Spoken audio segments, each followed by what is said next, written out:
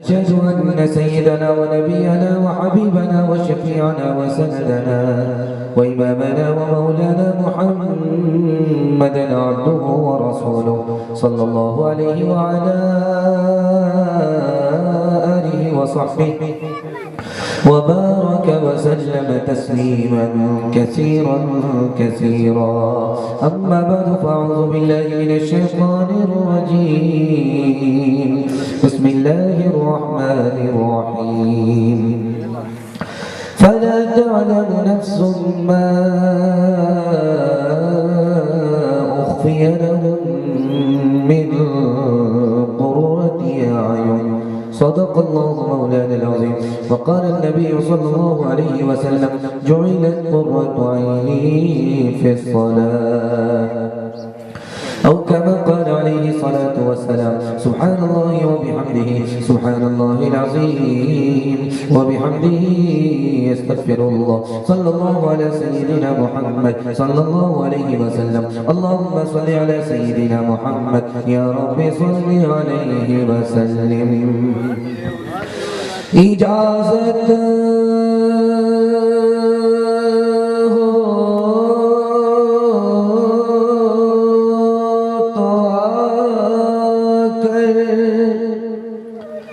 मैं भी उनमें शामिल हो जाऊं।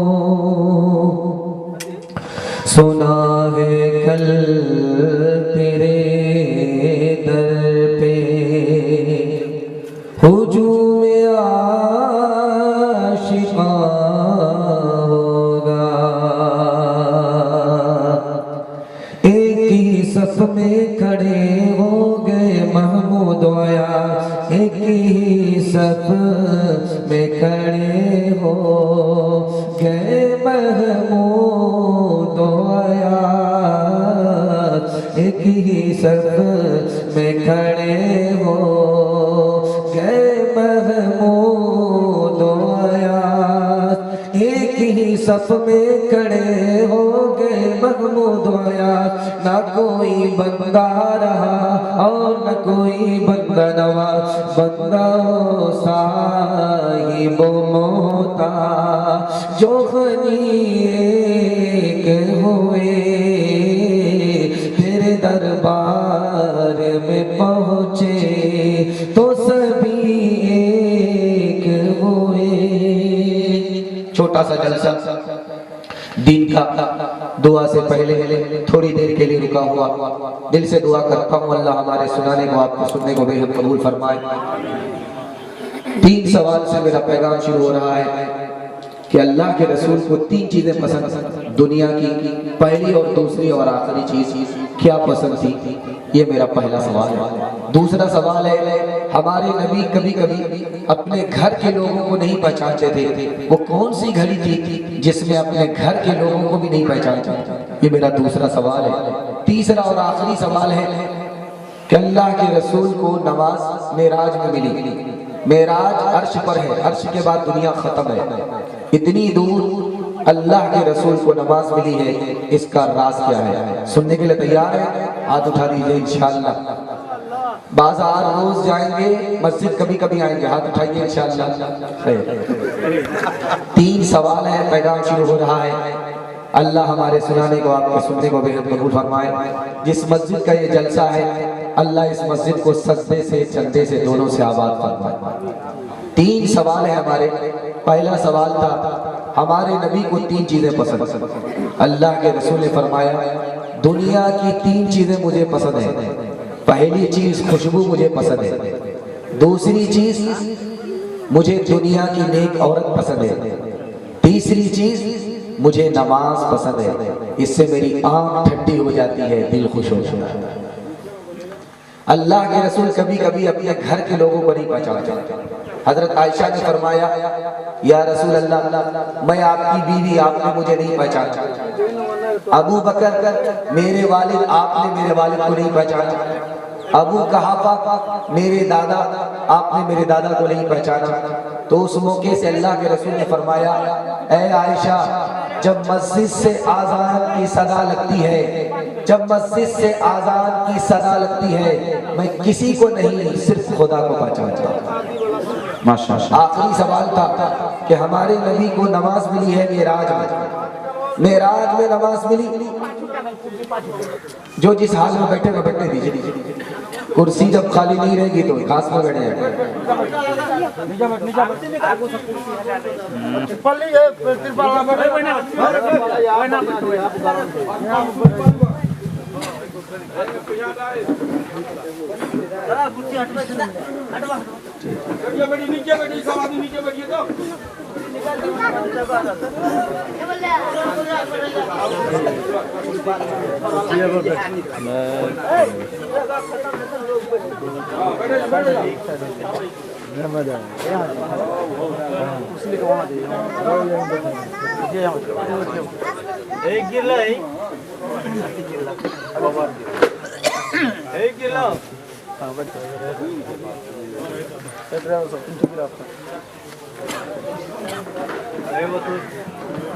बैठ जाइए, सुनिए।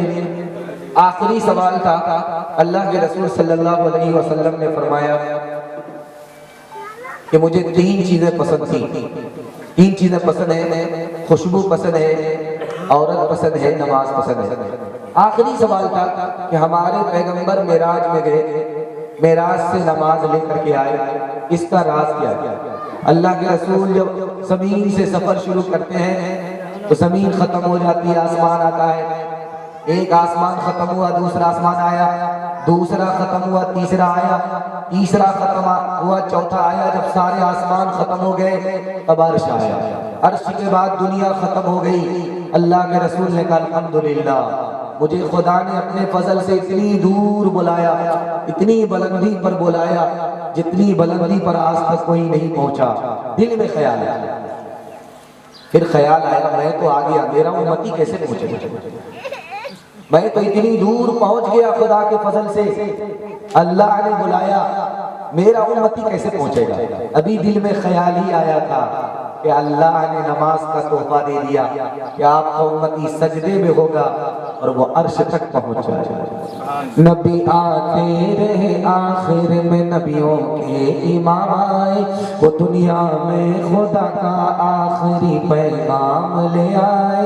झुकाने आए बंदों की जबी अल्लाह के दर पर, सिखाने आदमी को आदमी का एहतराम आए। वो आए जब तो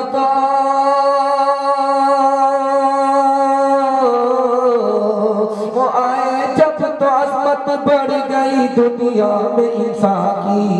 वो आए जब तो बंदों को फरिश्तों के सलाम आए, वो आए जब तो बंदों को फरिश्तों के सलाम आए। मस्जिद का जलसा, इस्लाह मुआशरा का जलसा, पहला पैगाम 3 मिनट में आपकी खिदमत में रखने के लिए जा रहा हूँ।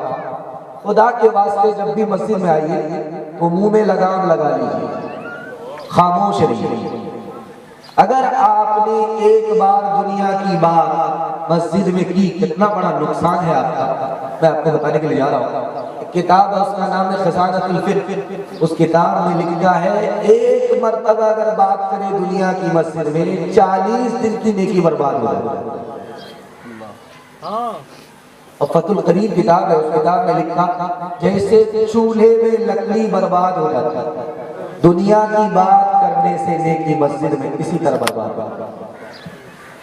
और आदमी मस्जिद जाता है फरिश्तों की दुआ लेने के लिए, लेकिन जब मस्जिद में जाता है खामोश नहीं रहता तो फरिश्ते की बददुआ लेकर के वापस आता।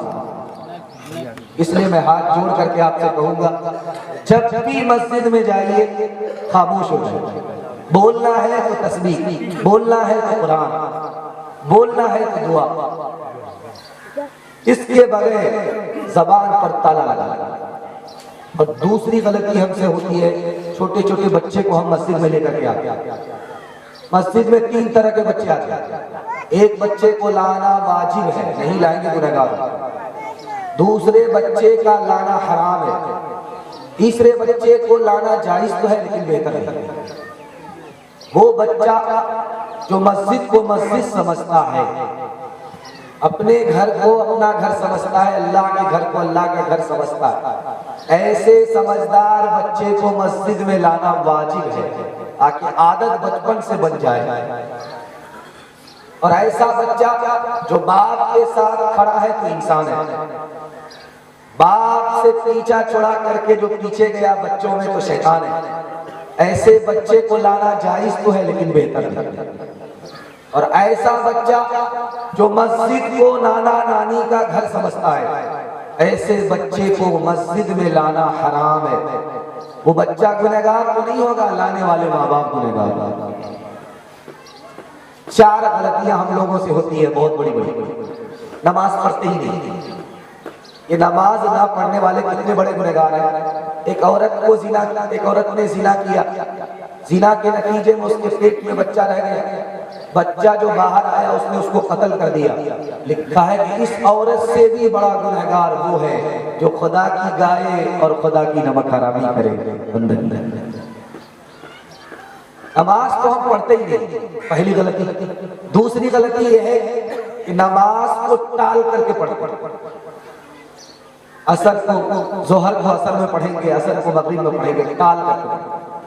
मसला लिखा है कि अगर किसी हाजी को ये पता चल जाए मैं हज में जाऊंगा तो मेरी एक नमाज छूट जाएगी, तो लिखा है कि हज में जाना ही जायज नहीं।